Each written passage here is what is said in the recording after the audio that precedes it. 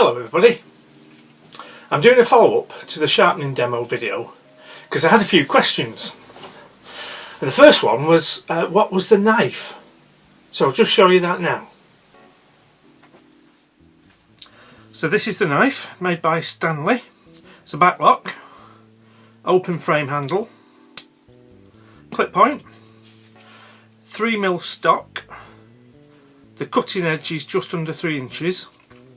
Don't know what the blade steel is, it wasn't labelled. It cost £15 and it's turned out to be actually a much better knife than I first thought it would be. I wasn't expecting great things for that price,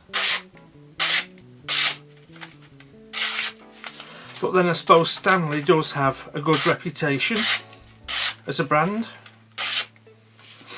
So there you have it, that is the knife for the sharpening demo. The next question was, how long did it take to restore the edge? Well, I didn't make a note of the overall time, but I think I cut out about half of the footage that I filmed, which would mean it was probably 20 minutes, maybe a little bit more. But the thing to bear in mind is that you couldn't actually see it on the camera, but when I blunted the knife on the sharpening stone, I really ground away at the edge and completely flattened it.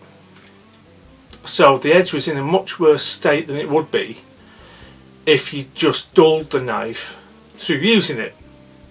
Say you've been slicing up all the Christmas packaging cardboard for recycling.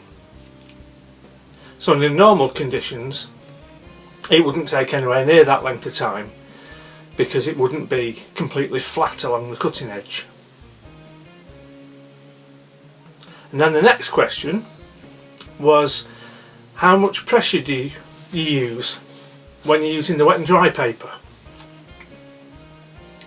Well, to start off with the 240 grit, I needed to remove quite a bit of steel to restore the apex along the edge. So I was really rubbing down hard onto the abrasive to get that job done. But as you go through the grits, getting finer and finer, you don't need as much pressure. Once you get to 600 or thereabouts, you should have a cutting edge back of sorts. And what you're doing after that is merely polishing out the scratches from the previous grade of grit, and so you wouldn't really be rubbing down hard on it. And then when you get to the finest grade you want to use, or onto the strop, you're really just using the weight of the knife. And then the last question I had was, can I recommend any sharpening stones? So let's have a look at what's available to me. Now first off, I do use the wet and dry paper quite a lot, and I was using WD-40 in the video, but I do also use oil instead of WD-40. Any light oil would do, 3-in-1 for example, but I tend to use this camellia oil, which is what I use to dress the carbon steel blades, stop them rusting. The first sharpening stone that I got was this one from IKEA.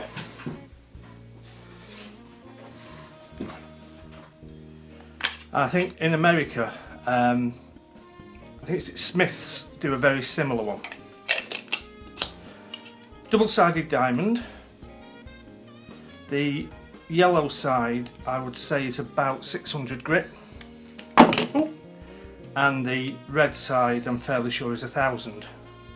Although on this particular product with the IKEA branding, it doesn't say what the grits are. That was £10. And if your budget's limited and you're looking for something that can take a blade from being quite messed up to being paper slicing sharp, I would recommend that one. I've got a large plate. Now this Faithful brand, it was advertised as supposed to be £50, but it was on offer at half price. And this is 1,000 grit. This is the biggest stone I've got. It is good. Whether you need something this big just for pocket knives is debatable. If you've got any larger fixed blades, then the bigger stone you can get, the better. Even at the full advertised price of about £50, this is still sort of half the cost of a similar product from one of the big brands like DMT.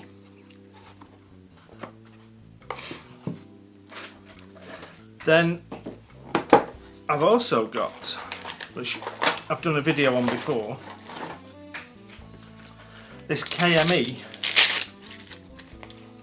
field sharpener, which is basically a wooden chassis with clamps, and it holds these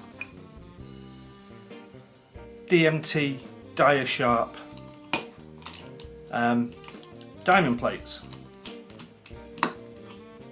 And you just tighten the end pieces, and there's your sharpening surface. These are very good.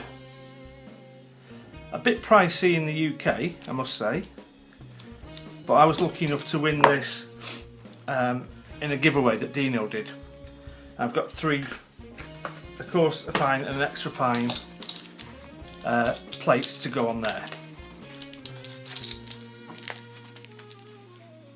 So if you've got the budget for it, I can recommend that.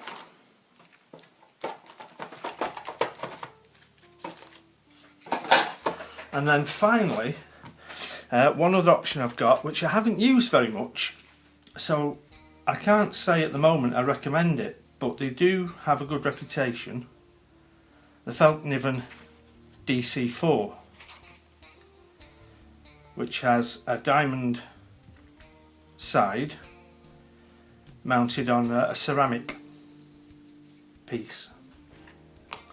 I really must start using this and see what I think of it. Comes in a lovely little pouch. So any of those I think would be good options. It's really a case of deciding 2 things. Work out what your budget is, and then work out what sort of sharpening you're going to be doing. Because if you are looking for something that you can carry in the field, then obviously small is better. If you're looking for something to live on a workbench, then something big and daft is going to be better. And think about what grade you want, what sort of an edge you're trying to achieve. Generally speaking, 800 to 1000 grit won't be very good for removing metal and reshaping a ruined blade, but a blade that's gone dull through use, those kind of grits will get you back to paper slicing sharpness.